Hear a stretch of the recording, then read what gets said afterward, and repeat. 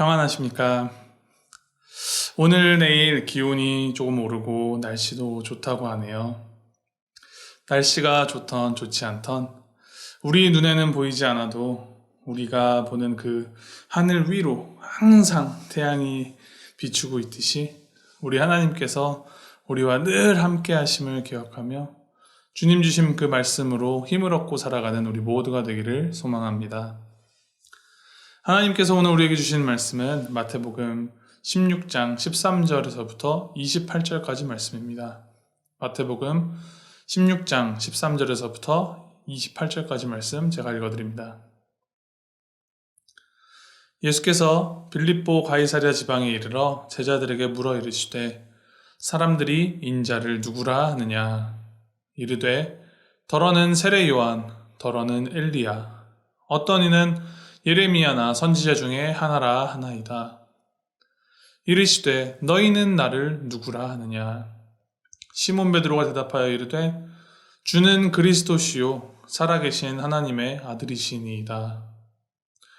예수께서 대답하여 이르시되 바요나 시몬아 내가 복이 있도다. 이를 내게 알게 한 이는 혈육이 아니요 하늘에 계신 내 아버지시니라. 또 내가 내게 이르노니 너는 베드로라. 내가 이 반석 위에 내 교회를 세우리니 음부의 권세가 이기지 못하리라. 내가 천국 열쇠를 내게 주리니 내가 땅에서 무엇이든지 매면 하늘에서도 매일 것이요 내가 땅에서 무엇이든지 풀면 하늘에서도 풀리리라 하시고, 이에 제자들에게 경고하사 자기가 그리스도인 것을 아무에게도 이르지 말라 하시니라. 이때로부터 예수 그리스도께서 자기가 예루살렘에 올라가 장로들과 대제사장들과 서기관들에게 많은 고난을 받고 죽임을 당하고 제3일에 살아나야 할 것을 제자들에게 비로소 나타내시니, 베드로가 예수를 붙들고 항변하여 이르되 주여 그리 마옵소서. 이 일이 결코 주께 미치지 아니하리이다. 예수께서 돌이키시며 베드로에게 이르시되 사탄아 내 뒤로 물러가라. 너는 나를 넘어지게 하는 자로다. 내가 하나님의 일을 생각하지 아니하고 도리어 사람의 일을 생각하는도다 하시고, 이에 예수께서 제자들에게 이르시되 누구든지 나를 따라오려거든 자기를 부인하고 자기 십자가를 지고 나를 따를 것이니라. 누구든지 제 목숨을 구원하고자 하면 잃을 것이요 누구든지 나를 위하여 제 목숨을 잃으면 찾으리라. 사람이 만일 온 천하를 얻고도 제 목숨을 잃으면 무엇이 유익하리요?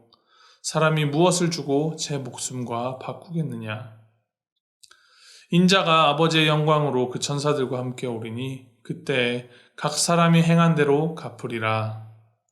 진실로 너희에게 이르노니 여기 서 있는 사람 중에 죽기 전에 인자가 그 왕권을 가지고 오는 것을 볼 자들도 있느니라. 아멘. 오늘 본문 말씀은 크게 13절에서 20절 그리고 21절에서 28절 이렇게 두 부분으로 나눌 수 있습니다. 이 두 부분의 공통점이라면 예수님께서 제자들, 그 중에서도 베드로라는 그 시몬과 대화를 나누시는 와중에 가르치심을 주신다라는 점입니다. 그런데 그 대화의 양상과 예수님께서 베드로를 대하시는 그 태도와 말이 정말 판이하게 다르다는 것을 우리가 알 수 있습니다. 13절에서 예수님이 제자들에게 묻습니다.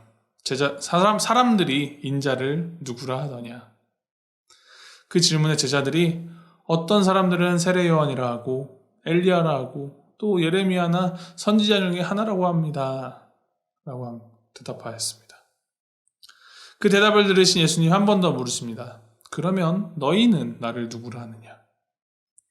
이 질문에 베드로가 이 역사의 길이 남는 대답을 하지요. 주는 그리스도시요 살아계신 하나님의 아들이시니이다. 베드로의 고백을 들으신 예수님은 그에게 반석이라는 뜻의 이름인 베드로라는 이름을 지어주시며 큰 축복을 약속하시며 칭찬하십니다. 이제 두 번째 부분, 그 직후에 예수님께서는 제자들에게 처음으로 그가 예루살렘에 올라가면 그가 잡혀서 힘을 가진 그 위정자들에게 많은 고난을 받으시고 죽었다가 3일 만에 다시 살아나시리라 라는 것을 말씀하십니다. 예수님의 큰 칭찬을 받았던 베드로가 그 제자된 충성심에 예수님께 주님 그리 마옵소서, 그럴 일 결코 없을 것입니다 라며 예수님을 말리자 예수님이 그를 돌아보며 말씀을 하시는데 23절에 말씀하시기를 사탄아 내 뒤로 물러가라, 너는 나를 넘어지게 하는 자로다 라고 말씀하십니다. 예수님을 향한 그 충성된 마음으로 그의 믿음의 고백을 하였던 베드로가 일순간에 예수님에 의하여 사탄이라고 불리워집니다. 이 속에서 우리가 생각할 수 있는 것은 무엇일까요? 앞에 베드로가 칭찬을 받았던 때와 이 뒤에 지탄을 받았던 때는 시점상 그렇게 크게 차이가 없었을 것이고 선생을 향한 그 제자 베드로의 사랑과 충성의 마음 또한 변함이 없었습니다. 그럼에도 불구하고 예수님으로부터 정말 극과 극의 전혀 다른 평가를 받은 베드로. 무엇이 문제였을까요? 베드로가 예수님께 칭찬을 받은 것은 그 베드로가 한 대답이 듣기 좋은 말이어서가 아니었습니다.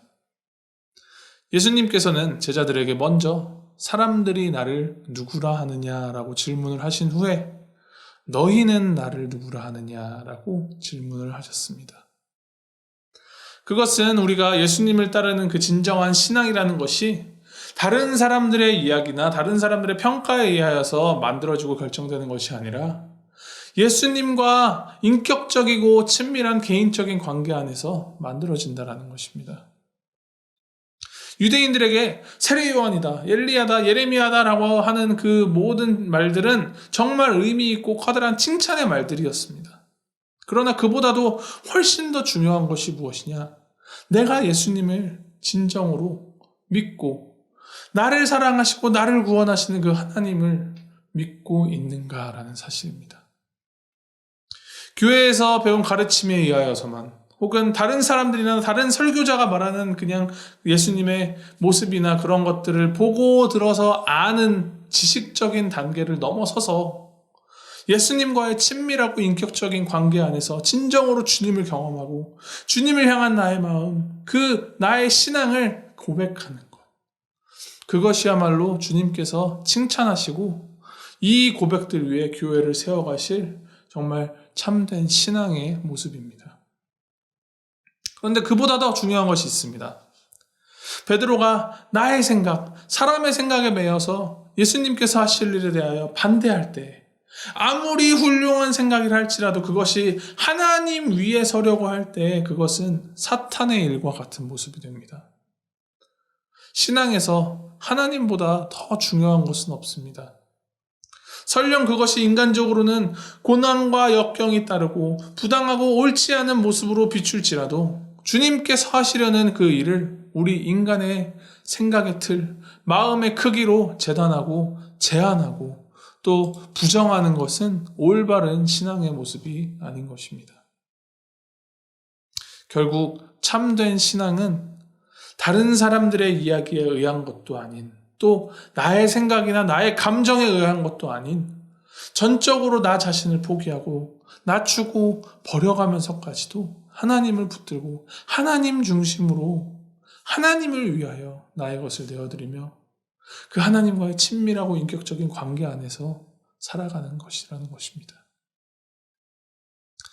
물에 빠진 사람이 해야 할 것은 내가 수영을 잘한다고 몸에 힘 꽉 주고 발버둥 치고 있는 것이 아니라 나에게 던져진 그 구명조끼, 그 튜브 꼭 붙들고 몸에 힘을 빼고 나를 건져내어 줄 손을 붙잡는 것입니다. 그러한 바른 신앙의 자세로 우리에게 주어진 그 삶을 살아갈 때 그 신앙을 가진 우리를 통하여서 하나님의 선한 뜻이 이 땅 가운데 이루어져 갈 것입니다. 이를 늘 기억하며 하나님을 바로 알고 하나님을 바라보며 또 하나님만 따라가는 우리 모두가 되기를 주님의 이름으로 소망하고 축복합니다. 함께 기도하시겠습니다.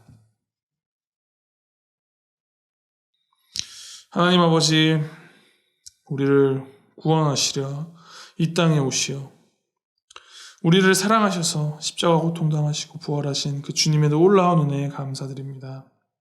하나님, 우리가 다른 사람들, 다른 이들의 목소리에 의한 신앙생활하는 것이 아니라 나를 사랑하시고 나에게 말씀하시는 그 주님을 올바로 알아가도록 주님, 우리 한 사람 한 사람 인도해 주시고 나의 생각이나 사람의 생각으로 하나님을 제한하고 왜곡하지 않도록 주님 붙들어 주시옵소서.